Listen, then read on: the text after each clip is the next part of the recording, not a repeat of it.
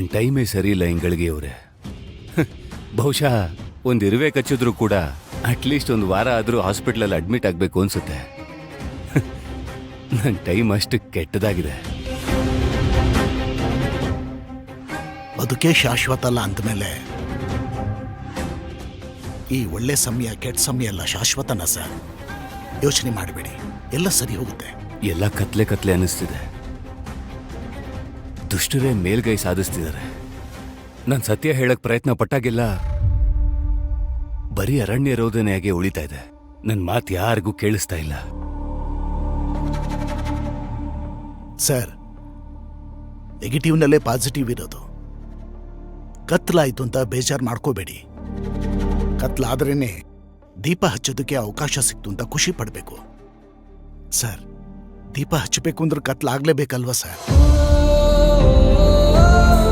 ನನಗೆ ನನ್ನ ಬಗ್ಗೆ ಯೋಚನೆ ಇಲ್ಲ. ನನಗೆ ಸಹಾಯ ಮಾಡಕ್ ಬಂದವ್ರಿಗೆಲ್ಲ ತೊಂದರೆ ಆಗ್ತಿದೆ. ಈಗ ನೀವೇ ನೋಡಿ, ಪಲ್ಲವಿ ಅವ್ರ ದೃಷ್ಟಿಲಿ ನೀವು ಕೆಟ್ಟೋರಾದ್ರಿ.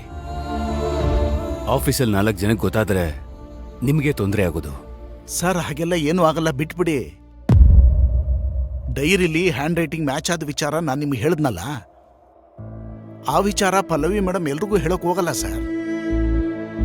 ಆದ್ರೂ ನನ್ನಿಂದ ಸುಮ್ಮನೆ ಆಗ್ಲಿ ಬಿಡಿ ಸರ್.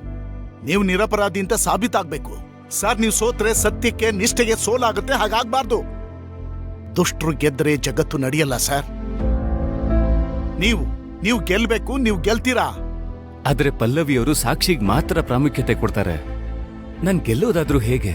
ಸರ್, ಪಲ್ಲವಿ ಮೇಡಮ್ಗೆ ನಿಮ್ ಬಗ್ಗೆ ಗೊಂದಲ ಇದೆ ಹೊರತು ಕೆಟ್ಟ ಅಭಿಪ್ರಾಯ ಇಲ್ಲ.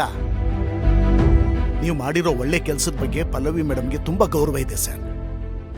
ನಿಮ್ ಬಗ್ಗೆ ಪಲ್ಲವಿ ಮೇಡಮ್ಗೆ ಇನ್ನಷ್ಟು ಸತ್ಯಗಳು ಗೊತ್ತಾಗಬೇಕು ಸರ್.